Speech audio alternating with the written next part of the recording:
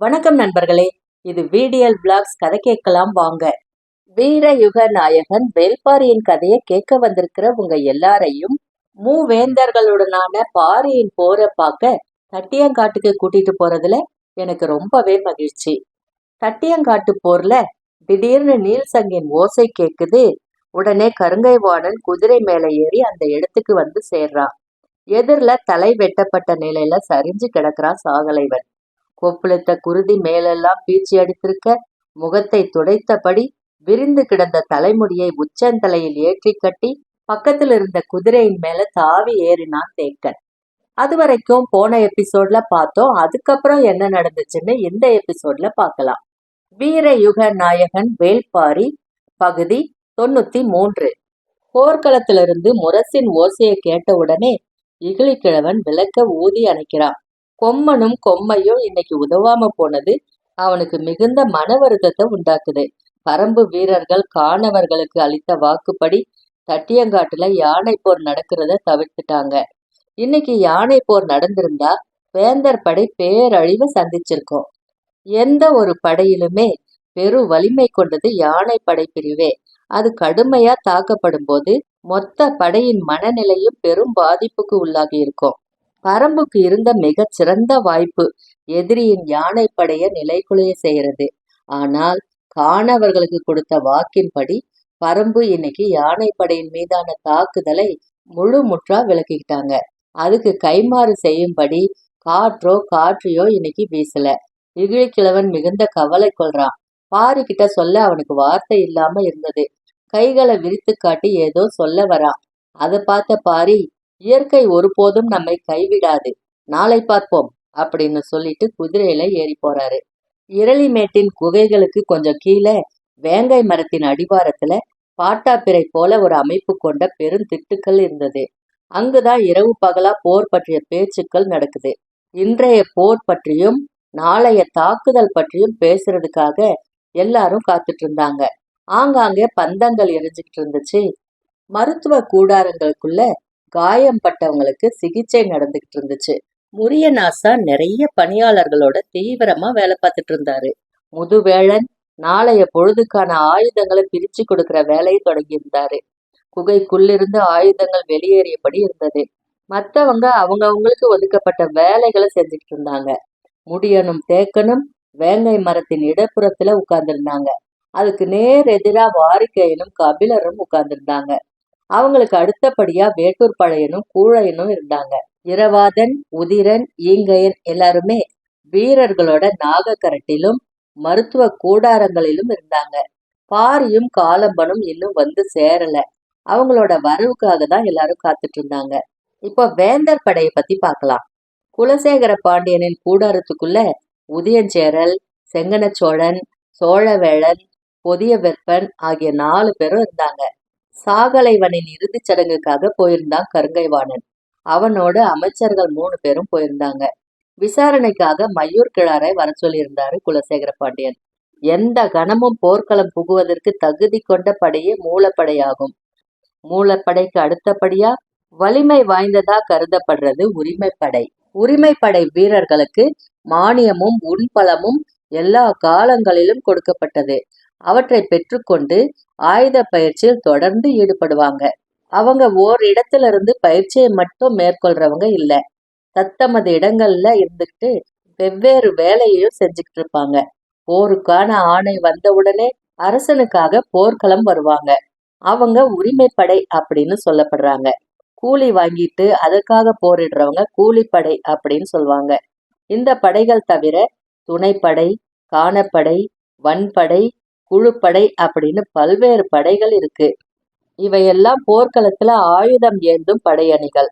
ஆனால் போர்க்களம் மட்டும் இல்லாம எல்லா காலங்களிலும் அரசனின் பாதுகாப்புக்குன்னே உருவாக்கப்பட்டுள்ள படைதான் அகப்படை.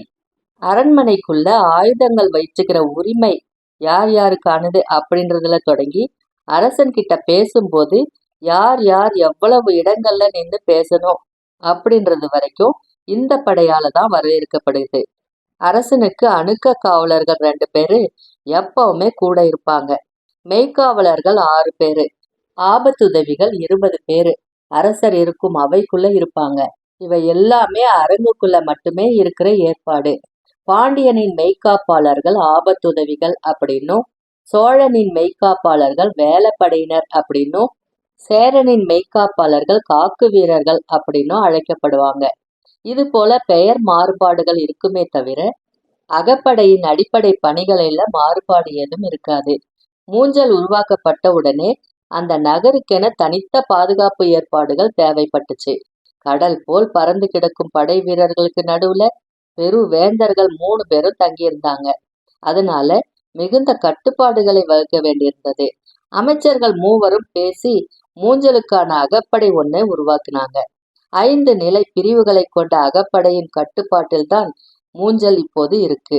போர் தொடங்கிய பின்னால அரச விதிகள் இரும்பாலான கையுறைகளை மாட்டியிருப்பாங்க. எளிதில் யாருக்கும் அது இரக்கம் காட்டுறதில்ல. மூஞ்சலின் அரண்களை காத்து நிற்கிறது முதல் நிலைப்படை. மூஞ்சலின் வீதிகளை காக்கிறது 2ஆம் நிலைப்படை. மூஞ்சலுக்குள் இருக்கும் தனித்தனி கூடாரங்களை பாதுகாக்கிறது 3ஆம் நிலைப்படை. அரசர்களை சுற்றி நிற்கும் மெய்காப்பாளர்கள் 4ஆம் நிலைப்படை. அணுக்க காவலர்கள் 5ஆம் நிலைப்படை. வரவழைக்கப்பட்ட மையூர் கிழார் முதல் 3 நிலைகளில் உள்ள காவலர்களை கடந்து கூடாரத்துக்குள்ள நுழையிறதே பெரும்பாடாகி போனது.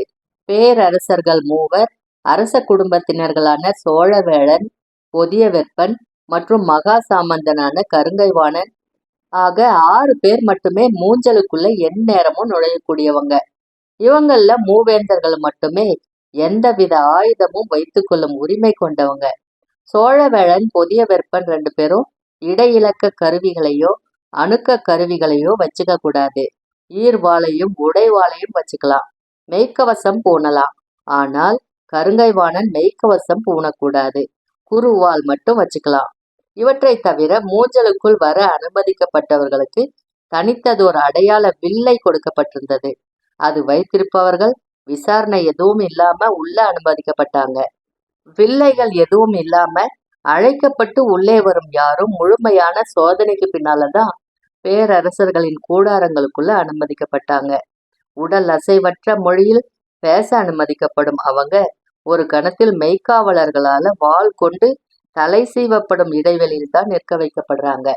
இப்போ அவ்விடம் நிறுத்தப்பட்டார் மையூர் கிழார். மூவேந்தர்கள் ஒன்றாக உள்ள இடமாதலால் கடும் சோதனைக்குள்ளானார். மூஞ்சலுக்கு வர சொல்லி அழைப்பு வந்த போதே மையூர் கிழாருக்கு பதற்றமானது.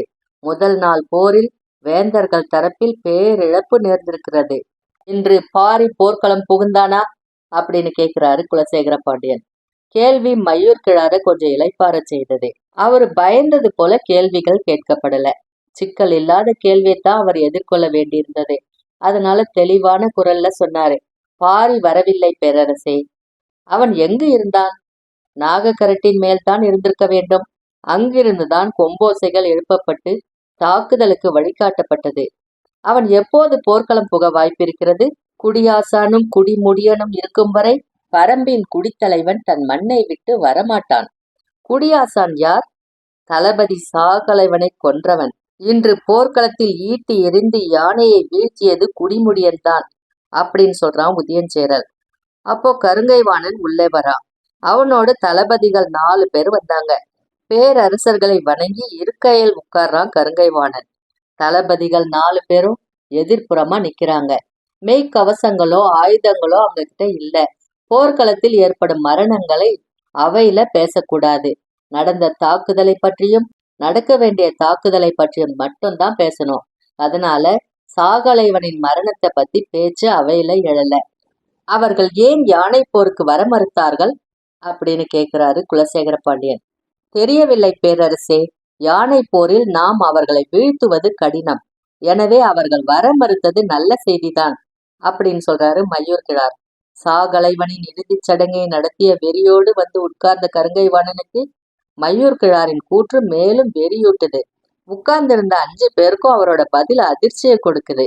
நம்மிடம் இருப்பதில் 10ல் 1 பங்கு யானைகள் கூட பரம்பின் தரப்பில் இருக்காது என்பதை நீங்கள் அறிவீர்களா அப்படின்னு கேட்கிறா பக்கத்துல நின்றுட்டு இருந்த யானைப்படை தளபதி உச்சங்காரி.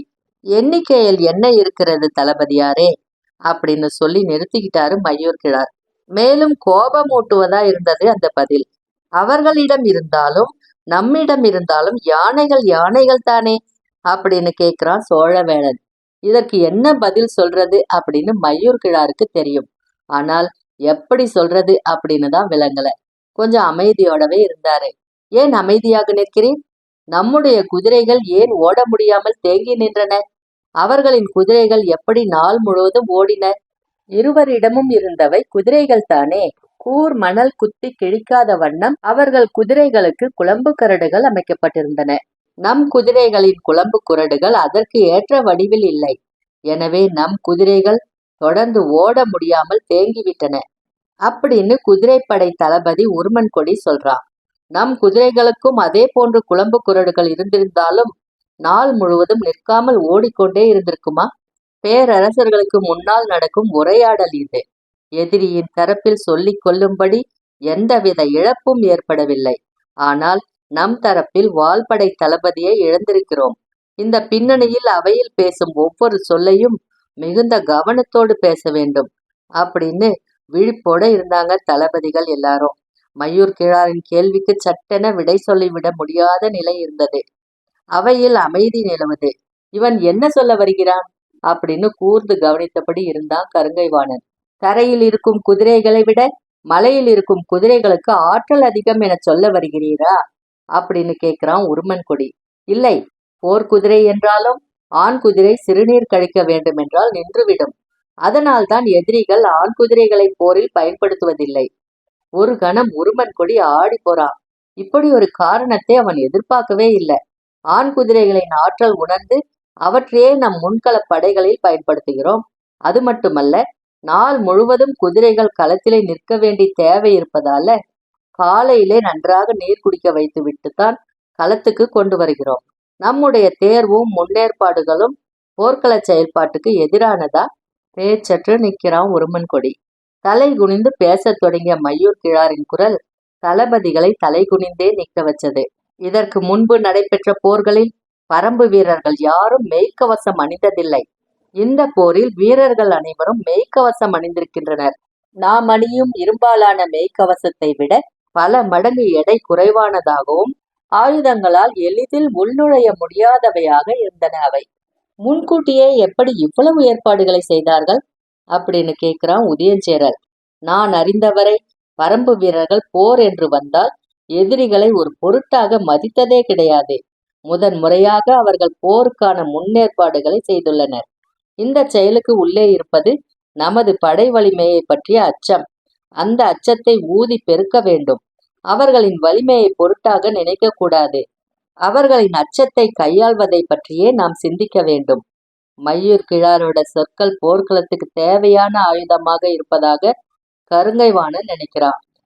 ஆனால் குலசேகர பாண்டியனின் எண்ணம் வேறாக இருந்தது.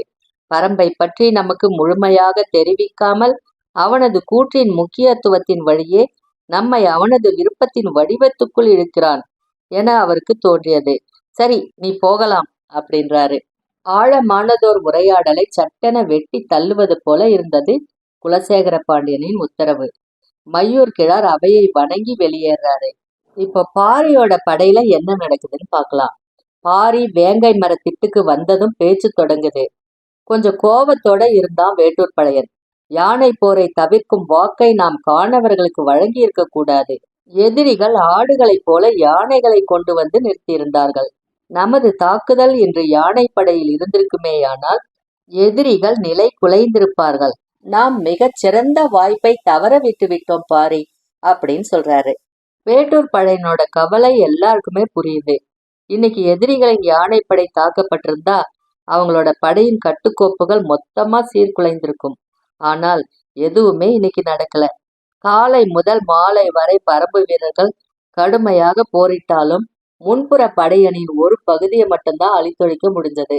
இந்த எண்ணத்தின் வெளிப்பாடாகத்தான் வேட்டூர் பழையனின் சொல் இருந்தது. வாக்களிக்கப்பட்ட பிறகு நமக்கு கிடைக்கும் நன்மையை கருதி அளிக்கப்பட்ட வாக்குக்காக வருத்தப்படுதல் கோழைத்தனம் அல்லவா அப்படின்னு கேட்கிறாரு பாரி. எனக்கு புரிகிறது. ஆனால் மூவேந்தர்களின் பெரும் படைக்கு எதிராக போர்க்களத்தில் நின்று கொண்டிருக்கும் நமக்கு நாமே சிக்கல்களை உருவாக்கி கொள்வது எந்த வகையில் அறிவார்ந்த செயல்? அறிவு என்பது ஆசை கொண்டு அளிக்கப்படுவதல்ல. வெற்றியின் மீது ஆசை கொண்டு அளிக்கப்பட்ட வாக்கை அளக்க முயல்கிறேன். இல்லை பாரி, நான் வெறும் ஆசையின் பொருட்டு இதை கூறவில்லை. போர் எவ்வளவு விரைவாக முடிக்கப்பட வேண்டுமோ அவ்வளவு விரைவாக முடிக்கப்பட வேண்டும். நாம் யார் என்பதை எதிரி அறிந்து கொள்ளும் முன் அவர்கள் அழிக்கப்பட்டாக வேண்டும். அவர்களிடம் எண்ணிலடங்கா வீரர்களை கொண்ட படை இருக்கிறது என்பது ஒரு பொருட்டே அல்ல. ஆனால் மையூர் கிழார் என்ற ஒருவன் இருக்கிறான். அவனை நாம் குறைத்து மதிப்பிட்டு விடக் கூடாது. அவன் சொன்ன குறிப்பை வைத்தே மயிலாவுக்கான நிறை சூழ் விழாவை அறிந்து எதிரிகள் தாக்குதல் தொடுத்துள்ளனர். நம் மீது எப்பொழுதெல்லாம் எதிரிக்கு அச்சம் ஏற்படுகிறதோ அப்போதெல்லாம் அந்த அச்சத்தை அவனால் கலைக்க முடியும். எனது கவலை அவன் பொருட்டுத்தான் பாரி. அவை கொஞ்ச நேரம் அமைதியா இருந்துச்சு. கொஞ்ச நேரத்துக்கு பின்னால பாரி கேக்குறான், அவனுக்கு தட்டியங்காட்டு நிலம் பற்றி தெரியுமா? எனக்கே தெரியாதே, அவனுக்கு எப்படி தெரியும்? அவன் காணவர்களை அறிவானா? வாய்ப்பில்லை. காற்றையும் காட்சியையும் பற்றி தெரியுமா? தெரிந்திருக்காது. மெய்க்கவசத்தையும் மூவிலை வேலினையும் அறிவானா? அறிய மாட்டான். பிறகு ஏன் அவன் குறித்து இவ்வளவு கவலை கொள்கிறீர்கள்? இவை எல்லாவற்றையும் அவன் அறியவில்லை என்பது பெரிதல்ல. ஆனால் அவன் அறிந்து வைத்திருப்பது இவை எல்லாவற்றையும் விட முக்கியமானது பாரி. அப்படி எதை அவன் அறிந்திருக்கிறான் அப்படின்னு வேகமா கேக்குறான் தேக்கன். அவன் பாரியை அறிவான். யாருமே எதிர்பார்க்காத பதிலா இருந்துச்சு. பரம்பின் மரபுகளை அறிவான். இங்கு உள்ள குடிகளின் வீரத்தை அறிவான். எதிரியின் கூடாரத்தில் பாரியை அறிந்தவன் அவன் ஒருவனே. அவன் பொருட்டு நாம் பதற்றப்பட வேண்டாம். அவன் போர்க்களம் புகும் நாளுக்காக காத்திருப்போம் அப்படின்னு சொல்றான் முடியன். அப்போதுதான் இரவாதனும் உதிரனும் ஈங்கையனும் வந்து சேர்றாங்க. இந்த சமயத்துல வேந்தர் படையில என்ன நடக்குதுன்னு பார்க்கலாம். மையூர் கிழாரோடு தளபதிகள் 4 அவை விட்டு வெளியேறினாங்க. பேரரசர்களோடு தலைமை தளபதி கருங்கைவாணன் மட்டுமே அவையில இருந்தான். சோழவேளன் சொல்றாரு, மையூர் கிழார் பரம்பினை பற்றி எல்லா செய்திகளையும் துல்லியமாக கூறுகிறார். இல்லை, வெங்கல் நாட்டுக்கு கொடுத்திருக்கும் ஒரே வேலை எதிரிகளை பற்றி செய்தி சேகரிப்பதுதான். ஆனால் இவனுக்கு ஒத்துழைக்காத 6 ஊர்கள் வெங்கல் நாட்டில் உண்டு. உண்மையில் அந்த இடத்தில்தான் இவனால் அதிக செய்தியை சேகரிக்க முடியும். அது இவனுக்கு தெரியவில்லை அப்படின்றாரு குலசேகர பாண்டியன். இவன் போர்க்களத்துக்குள்ளே வைத்து பயன்படுத்தப்பட வேண்டிய ஆள். இவனை வெளியில் வைப்பதால் நமக்குத்தான் இழப்பு என கருதுகிறேன் அப்படின்றான் புதிய வேற்பன். அவன்தான் நமக்கான தூண்டில் புழு. அந்த புழுவை கடிக்க பரம்பு தளபதிகள் காத்திருப்பர். பொருத்தமான நேரத்தில் போர்க்களத்துக்குள் இவனை இறக்கலாம் அப்படின்னு சொல்றாரு குலசேகர பாண்டியன். ஒரு தளபதி, 2 சேனை வரையர்கள், 35 சேனை முதலிகள் இன்னைக்கு கொல்லப்பட்டிருக்கிறாங்க. ஆனா இந்த மரணங்கள் எதுவுமே இந்த அவைக்கு ஒரு பொருட்டே இல்லை. அதுதான் பேரரசர்களின் படை வலிமை. அந்த மாபெரும் படை பிரிவுகளுக்கான அடுத்த நாள் திட்டமிடல் என்ன அப்படின்றத பத்தி விளக்குறான் கருங்கைவாணன். அவையில் உள்ளவங்க எல்லாருமே திட்டத்தை முழுமையா கேக்குறாங்க. யாருக்கும் மறுப்பு சொல் இல்ல. கேட்கப்பட்டவை ஏற்கப்பட்டவை ஆயிடுச்சு. அவை கலையும் முன் குலசேகர பாண்டியன் சொல்றாரு, நாளைய போரில் வாட்படை தளபதியாக சூலக்கையன் செயல்படுவான். சரி அப்படின்னு எல்லாமே ஏத்துக்கிட்டாங்க. கொல்லப்பட்ட சாகலைவன் பாண்டிய நாட்டை சேர்ந்தவன். அவனுக்கு பதில் வேறொரு தளபதிய பாண்டிய வேந்தர் சொல்றதுதான் முறை. அதுதான் செஞ்சாரு. இப்போ வேங்கை மரத்திட்டுல என்ன நடக்குதுன்னு பார்க்கலாம். முடியன் சொல்றான், நாளை அவர்கள் குதிரைகளை முன்பாய்ச்சலில் ஈடுபடுத்த மாட்டார்கள்.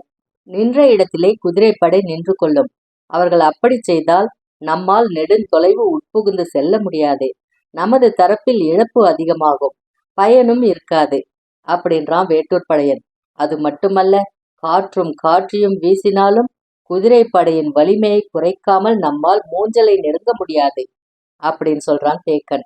வேறு என்னதான் வழி அப்படின்னு எல்லாரும் யோசிக்கிறாங்க. எதிரிகள் தங்களின் படையை 3 நிலைகளில் வைத்துள்ளனர். அவற்றில் முதல் நிலையில் நிற்கும் படையில் பாதி குதிரைகளைத்தான் இன்று வீழ்த்த முடிந்தது. ஈக்கி மணலால் குழம்பு கிழிப்பட்டு குதிரைகள் மீண்டும் போர்க்களம் புக 1 மாதம் ஆகும். அப்போதும் அவை துணிந்து தாவி விடாது. ஆனால் மீதம் உள்ள குதிரைகளை விலக்கி உட்புகுந்து செல்வது எளிய செயலன்று. சரியான உத்தியால் மட்டுமே அதை செய்ய முடியும். நீண்ட நேர சிந்தனைக்கு பின்னால தேக்கன் சொல்றான், ஓங்கலத்தை பயன்படுத்துவது ஒன்றே வழி. சட்டென முடியனை பார்க்கிறான் இரவாதன். அவனது பார்வையில மகிழ்ச்சி மின்னது. அது முறையா? போர் விதி அதை அனுமதிக்குமா அப்படின்னு கேட்கிறான் முடியன். கபிலர் நிலைமான் கோல் சொல்லியாக இருக்கும்போது நாம் எப்படி போர் விதியை மீறுவோம்? ஓங்கலத்தை பயன்படுத்துவதில் தவறேதும் இல்லை அப்படின்றாரு வாரிக்கையன். பேச்சினூடே தான் ஏன் உள்ளிழுக்கப்பட்டோம் அப்படின்னு கபிலருக்கு விளங்கல. ஆனால் வாரிக்கையனின் பேச்சில் ஏதோ ஒரு முடிச்சு இருப்பது மட்டும் புரியுது. இந்த பேச்சு இப்படி இருக்கும்போது வேந்தர் படையில என்ன நடக்குதுன்னு பார்த்துடலாம். இன்றைய தாக்குதலில் எதிரியின் எல்லா தந்திரங்களையும் அறிந்து விட்டோம். ஆனால் அறிய முடியாததாக ஒன்று இருக்கிறதே அப்படின்னு கேட்கிறான் உதயஞ்சேரல். என்ன அப்படின்றாரு குலசேகர பாண்டியன். எதிரிகள் யானை போரில் மிக வல்லவர்கள் என்றால் அதை ஏன் அவர்கள் தவிர்த்தார்கள்? தெரியவில்லை. ஆனால் அதை நாம் சாதகமாக்கிக் கொள்வோம். இனி போர்க்களத்தில் யானைகளுக்கு வேலை இல்லை. எக்கணமும் நமது யானைப்படை பரம்புக்குள் நுழையலாம். அது எக்கணம் என்பதை பொருத்தமான நேரத்தில் முடிவு செய்வோம். அவர்கள் நமக்காக ஏற்படுத்தி கொடுத்துள்ள வாய்ப்பு இது அப்படின்னு சொல்றாரு குலசேகர பாண்டியன்.